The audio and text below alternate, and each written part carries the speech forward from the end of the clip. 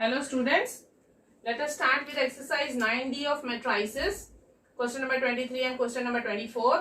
23 में आपको एक matrix again they have given a trigonometric ratio वाला मैट्रिक्स B दिया है, Ax is B. अब आपको x का ऑर्डर भी निकालना है और मैट्रिक्स x भी फाइंड आउट करना है. 2016 का क्वेश्चन है और ये 2017 का क्वेश्चन है. डेटेड क्वेश्चंस ही हम ज्यादातर कर रहे हैं. अगर आपको किसी और क्वेश्चन में कुछ प्रॉब्लम हो इस एक्सरसाइज में या किसी और एक्सरसाइज में तो कमेंट सेक्शन में आप क्वेश्चन कर सकते हैं. अब क्वेश्चन नंबर 23 स्टार्ट करते हैं. मैंने बहुत दफा वैल्यूज बताई थी आपको ट्रिग्नोमेट्रिक रेशियोज की. टेबल दिया है, चार्ट दिया है, तो आप को पता होगा sin 30 जो है हाफ होता है और cos 0 जो है वो 1 होता है. ये वैल्यू आपने याद रखनी है. बहुत सिंपल वैल्यू है. sin 30 होता है हाफ और cos 0 होता है 1. ये दो ही वैल्यूज यहां चाहिए. तो पहले मैट्रिक्स ए को A is equal to values डाल देंगे हम यहाँ पर. 4 into sine 30. 4 into sine 30 is half. इसका मतलब ये वैल्यू एक्चुअली मुझे 2 दी हुई है. cos 0 होता है 1 1 2. यानी मेरा मैट्रिक्स A जो है वो 2 1 1 2 है. हमें कंडीशन दी है Ax is B. Ax is equal to B. Order के लिए मैंने कहा था आप कलर्ड पेंसिल का यूज करिए ताकि आपको याद रहे कौन सा नंबर किसके इक्वल आएगा. A जो मैट्रिक्स है वो 2 by 2 का है. B मैट्रिक्स जो है वो 2 by 1 का है. 2 रोज और 1 कॉलम है. B में 4 5 इस तरीके से है. तो 2 रोज है, 1 कॉलम है. 2 by 1. X का ऑर्डर हम ले लेते हैं A इंटू B. अब मैंने बताया था आपको ये नंबर और ये नंबर इक्वल होते हैं. ये सेकेंड नंबर और ये सेकेंड नंबर इक्वल होता है और ये फर्स्ट नंबर प्रोडक्ट मैट्रिक्स का और फर्स्ट मैट्रिक्स का फर्स्ट नंबर. फर्स्ट का फर्स्ट, प्रोडक्ट का फर्स्ट, सेकेंड का सेकेंड और प्रोडक्ट का सेकेंड इक्वल होते. तो 2 2 ये 2 ये A. तो A इज इक्वल टू मुझे मिल जाएगा 2, B मिल जाएगा 1. तो order of matrix A into B is 2 by 1. यानी पहला आंसर जो है वो क्या है? Order of X is 2 by 1. तो मेरा मैट्रिक्स जो मुझे मिलेगा इस तरीके का है. Let X is equal to AB ले लेंगे हम.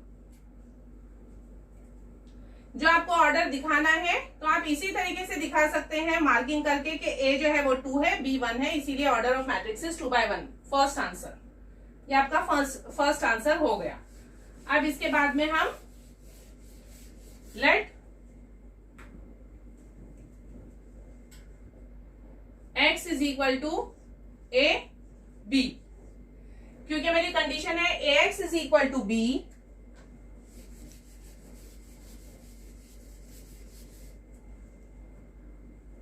कंडीशन है Ax is equal to B.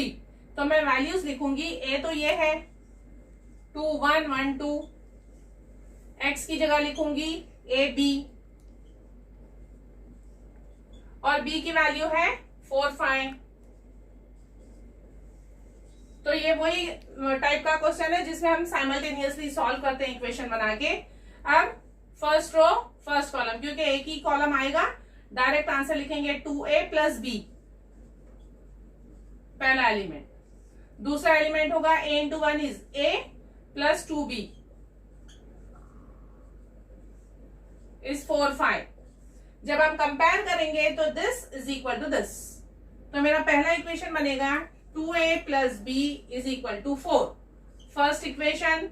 Second equation होगी A plus 2B is equal to 5. अब अगर मैं A को इक्वेट करना चाहती हूं, A के कोएफिशिएंट्स इक्वल बनाना है मुझे, तो मुझे इस इक्वेशन को 2 से मल्टीप्लाई करना पड़ेगा. तो multiplying this equation by 2, this whole equation, तो मुझे एक नई इक्वेशन मिलेगी 2A plus 4B is equal to 2 5 10. ये चीज मैंने आपको पहले भी बताई थी. इस नंबर को भी 2 से मल्टीप्लाई करेंगे, इसे मत भूलिए. 5 को अगर आपने 5 ही लिख दिया तो पूरा आंसर रॉन्ग हो जाएगा. तो 2 5 10. 2A plus 4B is equal to 10. ये है मेरी थर्ड इक्वेशन. अब मैं फर्स्ट और थर्ड इक्वेशन को सब्ट्रैक्ट करूंगी, तो subtracting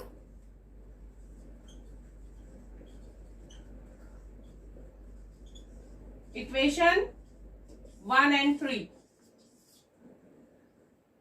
2a plus 4b is 10, ये इक्वेशन मैं इसके नीचे लिख रही हूं, 2a plus b is equal to 4, ये इक्वेशन 1 है, जिसे अब हम करेंगे माइनस, तो ये माइनस, ये माइनस, ये माइनस, साइन चेंज कर देंगे, जिससे मेरा 2a कैंसिल हो जाएगा, 4b माइनस b जो है वो 3b हो जाएगा, 10 माइनस 4 इज 6,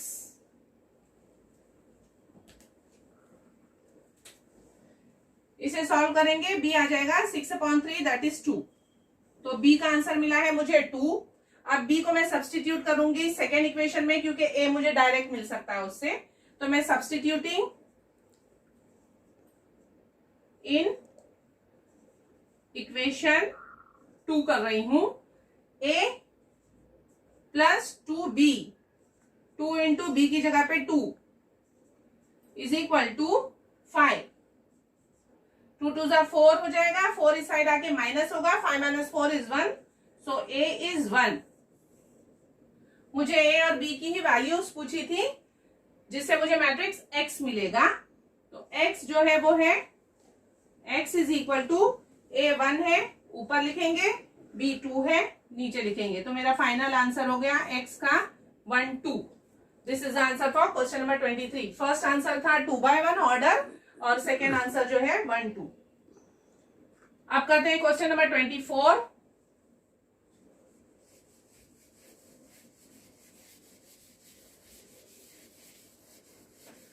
क्वेश्चन नंबर 24 में फिर एक कंडीशन दी हुई है, ए बी और सी की कुछ कंडीशन है, जिसमें से मैट्रिक्स सी जो है वो 2/2 का मैट्रिक्स है, उन्होंने दे दिया है, आपको सी ही निकालना है। तो ए स्क्वायर माइनस 5b स्क्वायर करने के लिए मैंने कहा था अगर स्क्वायर है तो पहले हम स्क्वायर ही निकालेंगे, तो ए स्क्वायर भी निकालिए, बी स्क्वायर भी निकालिए, उसके बाद आगे बढ़ेंगे। Question number 24, A square is equal to 1 3 3 4, 1 3 3 4, multiply करिए, 1 1 जा 1, 3 3 जा 9, 1 3 जा 3, 3 4 जा 12,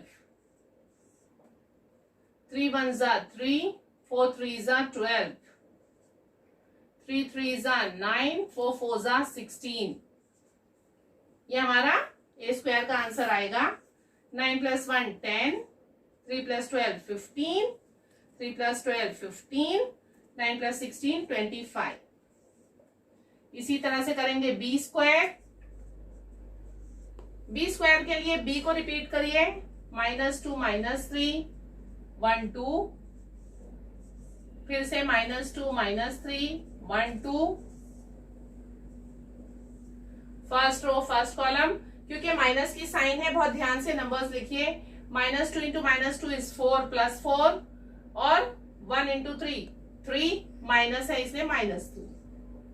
ये फर्स्ट एलिमेंट हुआ। अब first row second column, first row second column, -2 1 जा -2, 2 1 जा 2 +2। अब second row first column, -3 × -2 is 6, 2 3 जा 6 -6। सेकेंड रो सेकेंड कॉलम, -3 1 जा -3, 2 2 जा 4 +4, यानी मुझे आंसर मिलेगा 4 - 3 1, -2 + 2 0, 6 - 6 0, 4 - 3 1। एक आइडेंटिटी मैट्रिक्स, बी स्क्वायर का आंसर ये आ गया।